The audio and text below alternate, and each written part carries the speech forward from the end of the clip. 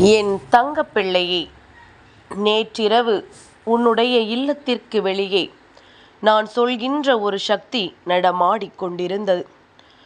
அம்மாவை கண்டதும் அந்த சக்தி அங்கிருந்து விடைபெற தயாராகிவிட்டது. ஆனாலும் உன் இல்லத்திற்கு வெளியே அந்த சக்தி நடமாடுவதற்கு என்ன காரணம் என்பதனை உன் அம்மா தெரிந்து கொள்ளாமல் விட்டுவிடுவேனா? நான் அதனை தெரிந்து கொள்ள வேண்டும் என்று முயற்சி செய்த பொழுது அதனிடத்திலிருந்து சில விஷயங்களை நான் என்னவென்று நிச்சயமாக கேட்டு தெரிந்து கொண்டேன். அது மட்டுமல்லாமல் அதை உன்னிடத்தில் உடனடியாக சொல்லிவிட வேண்டும் என்றும் நான் ஓடோடி வந்திருக்கின்றேன். ஏனென்றால் இந்த விஷயத்தை நீதான் முதலில் தெரிந்து கொள்ள வேண்டும். இவர் உனக்கு சம்பந்தப்பட்ட ஒருவர்தான் உன் இல்லத்தின் வாசலில் நடமாடிக்கொண்டிருந்தது. அப்படியானால் இன்றே இந்த விஷயத்தை நீ தெரிந்து கொள்ள வேண்டும் அல்லவா? உன்னோடு இருக்கின்ற உன் அம்மா ஒவ்வொரு நாளும் உனக்கு சொல்கின்ற விஷயங்களை நீ சரியாக புரிந்து கொண்டிருப்பது உண்மை என்றால் நிச்சயமாக இந்த வாழ்க்கையில் நடக்கின்ற அத்தனையும் உன்னை மிகுந்த மகிழ்ச்சி படுத்தும் என்பதில் எந்த ஒரு மாற்று கருத்தும் கிடையாது. உன் தாயானவள் உன் இல்லத்திற்கு வாசலுக்கு தினமும் வருவது வழக்கம் அல்லவா? அதே நேரத்தில் நேற்றைய இரவும் நான் உன் இல்லத்திற்கு வந்த பொழுதுதான் அந்த சக்தி அங்கே நடமாடியது. இதற்கு முன்னால் நான் பார்க்கவில்லை. நேற்றைய தினம்தான் திடீரென்று இவர்கள் இங்கே நடமாட தொடங்கி இருக்கின்றார்கள். அது நல்ல சக்தியா கெட்ட சக்தியா என்பதனை முதலில் நாம் தெரிந்து கொள்ள வேண்டும். இரண்டாவது, இந்த சக்தி இங்கு நடமாடுவதனால் நமக்கு ஏதேனும் கெடுதல்கள் வருமா என்பதனையும் நாம் தெரிந்து கொள்ள வேண்டும். அப்படி வரும் பட்சத்தில் அதனை உடனடியாக நாம் தடுத்து நிறுத்த வேண்டும் அல்லவா? அதற்கு மேலும் நாம் அனுமதி கொடுத்தோமானால் உன் இல்லத்தில் இருக்கின்ற பல விஷயங்களுக்கு, அதாவது உன் இல்லத்தில் நடக்கின்ற பல துன்பங்களுக்கு இந்த சக்தி காரணமாக மாறிவிடக்கூடாது. அதனால் என்னவென்றும் ஏதுவென்றும் அதை பற்றி தெரிந்து கொள்ள உன் அம்மா நான் ஆசைப்பட்டுதான் அதனை நெருங்கி செல்ல வேண்டிய சூழ்நிலை எனக்கு ஏற்பட்டது. இந்த நேரத்தில் நான் என்ன தெரிந்து கொண்டேன் என்பதனை உனக்கு தெளிவாகவே சொல்லிவிடுகின்றேன். என் குழந்தையே, இத்தனை நாட்களும் உன்னுடைய வாழ்க்கையில் நீ எதை நினைத்து வருத்தம் கொண்டிருந்தாய் என்பதனை நான் அறிவேன். யாரை நினைத்து நீ வேதனைப்பட்டு கொண்டிருந்தாய் என்பதனையும் நான் அறிவேன். ஒவ்வொரு நாளும் ஒவ்வொரு விஷயங்கள் இந்த வாழ்க்கையில் உனக்கு மிகுதியான துன்பத்தை தந்து கொண்டிருக்கும் பொழுது நாம் ஆசைப்பட்ட ஒன்று மட்டும் நம்மிடத்தில் இருந்து விட்டால் போதும். அதுவே நமக்கு மிகப்பெரிய நம்பிக்கையை இந்த வாழ்க்கையில் கொடுத்துவிடும் என்பதுதான் நம்முடைய எண்ணமாக இருக்கிறதல்லவா? ஆனால் அந்த எண்ணம் நிறைவேறாமல் போகும் பொழுது, நாம் மிகுதியாக ஆசைப்பட்ட ஒருவரை நாம் இழக்கும் பொழுது நிச்சயமாக அது காலத்திற்கும் மறக்க முடியாத வலிகளும் வேதனைகளுமாக அது இருந்து கொண்டிருக்கும். இந்த வேதனைகளையும் துன்பங்களையும் நம்மால் சகித்து கொள்ளவே முடியாது. என் குழந்தையே, ஒருவேளை அந்த உறவு நிரந்தரமாகவே உன்னை விட்டு பிரிந்து சென்றதாக இருக்கும் பட்சத்தில் நிச்சயமாக அதை சகித்து கொள்ள முடியாதது என்பதனையும் நான் அறிவேன். இந்த நேரத்தில்தான் என் குழந்தையே, உன்னை விட்டு பிரிந்து சென்ற ஒரு உறவு, அதுவும் இந்த உலகத்தை விட்டு நிரந்தரமாக பிரிந்து சென்ற ஒரு உறவுதான் உன் இல்லத்தின் வாசலுக்கு வந்தது என்பதனை நான் தெரிந்து கொண்டேன். நேற்றைய தினமானது அமாவாசை முடிந்திருந்தாலும் அந்த திதி முடிகின்ற நேரத்தில்தான் நான் இந்த சக்தியை உன் இல்லத்தின் வாசலில் கண்டேன். என் குழந்தையே, உன் தாயானவள் உன் முன்னால் ஒரு விஷயத்தை எடுத்து கொண்டு வரும் பொழுது அதை நீ என்னவென்று சற்று செவி கொடுத்து கேட்டாயானால் உனக்கு வாழ்க்கையில் மிகுந்த நன்மைகளை அது கொடுக்கும். நீ கனவிலும் நினைத்து பார்த்திட முடியாத அளவிற்கு பேரதிசயங்களை உனக்கு நடத்தும். எப்படி நீ இந்த உலகத்தை விட்டு பிரிந்தவர்களை நினைத்து வருத்தப்படுகிறாயோ, அதைவிட வருத்தம் அவர்களுக்கு தானே இருக்கும். நீயாவது இந்த பூமியில் இருந்து அவர்களை நினைத்து வருந்துகிறாய். ஆனால் அவர்களுக்கு எல்லாமும் முடிந்து விட்டது. இனி நினைத்தாலும் அவர்களால் மீண்டும் இங்கே வர முடியாது. அப்படி இருக்கும் பொழுது உன்னுடைய வேதனையை விட அவர்களின் வேதனைதான் பெரிதல்லவா? அப்படியானால் முதலில் அவர்களை நினைத்து நீ வருத்தப்படுவதை நிறுத்த வேண்டும். ஏன் தெரியுமா? ஏற்கனவே மிகுதியான மன வருத்தத்தில் இருந்து கொண்டிருக்கின்றார்கள். இந்த உலகத்தை விட்டு நாம் சென்று விட்டோமே என்று. ஆனால் அங்கு சென்று நீ அவர்கள் முன்னிலையில் வருந்துவதை அவர்கள் காணும் பொழுது இதைவிட அதிகமான வேதனைக்கு அவர்கள் தள்ளப்படுகிறார்கள். இப்படியே இருந்திருக்கலாமா? நாம் இந்த பூமியில் வாழ்ந்திருக்கலாமா என்பது போன்ற சிந்தனைகள் எல்லாம் அவர்களுக்குள் வரத் தொடங்கி விடுகிறதல்லவா? ஆனாலும் யதார்த்தத்தை அவர்கள் புரிந்து கொண்டது போல நீ புரிந்து கொள்ளவில்லை. அதனால்தான் அம்மா உன்னிடத்தில் இத்தனை நேரமும் பேசிக்கொண்டிருக்கின்றேன். அந்த சக்தி என்னிடத்தில் சொன்ன விஷயமும் அதுதான். அவர்களுக்கு உன்னுடைய வேதனைகளும் கண்ணீர் துளிகளும் மிகுதியான வருத்தத்தை கொடுத்திருக்கிறது. ஆனாலும் தன்னுடைய உலகம் இதுதான் என்பதனை புரிந்து கொண்டு இங்கு அவர்கள் வரவில்லை. நேற்றைய தினம் அமாவாசை திதி என்பதனால் தன் குடும்பத்தை காண வேண்டும் என்று அவர்கள் இங்கே வந்திருக்கிறார்கள். வந்திருந்த சூழ்நிலையில் திரும்பச் செல்கின்ற நேரத்தில்தான் நான் கண்டிருக்கின்றேன்.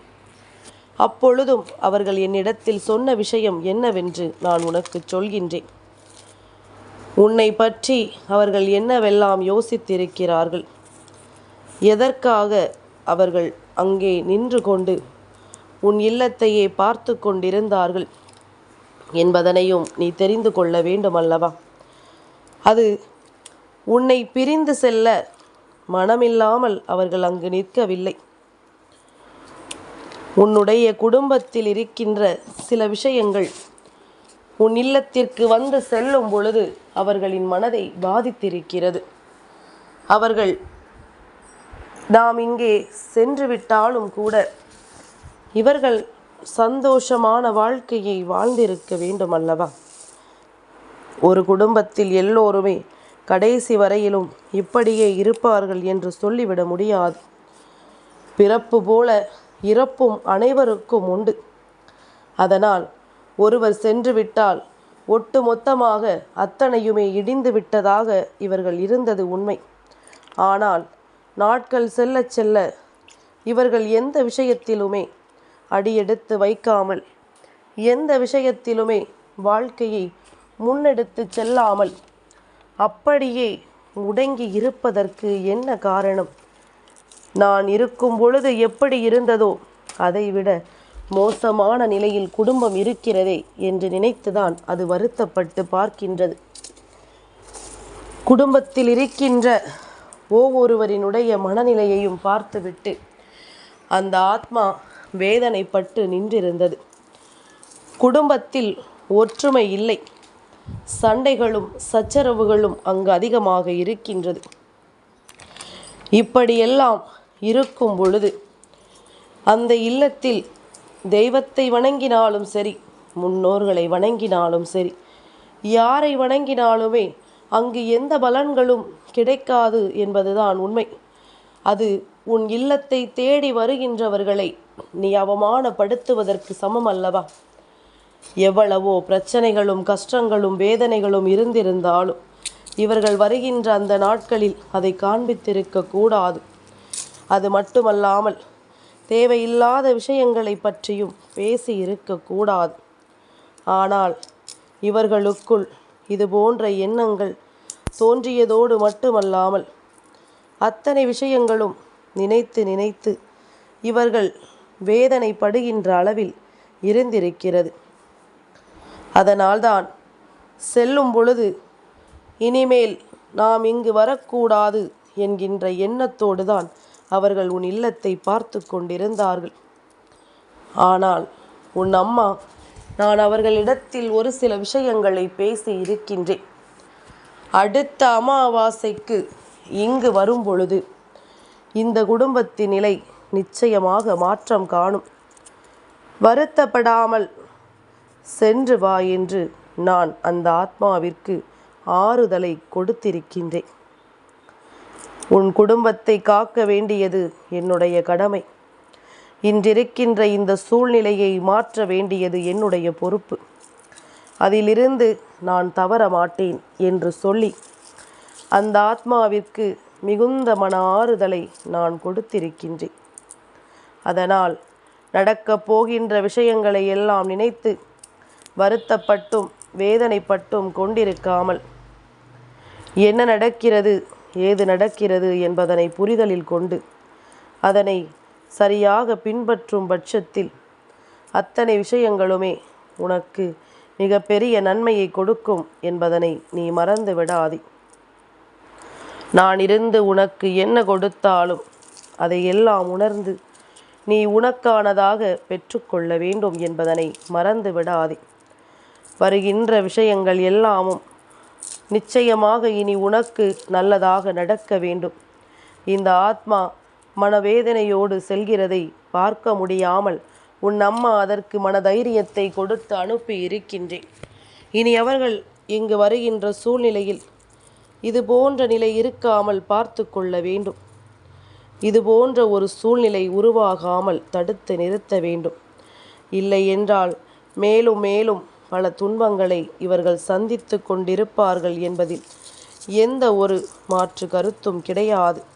அதன் பிறகு இவர்கள் அவர்களுக்கு கிடைக்கின்ற நேரம், இந்த பூலோகத்திற்கு வந்து தன் குடும்பத்தை பார்க்க போகின்ற அந்த நேரத்தை கூட பயன்படுத்தாமல் இவர்கள் அங்கேயே தங்கிவிடுவார்கள் என்பதனையும் மறந்துவிடக்கூடாது.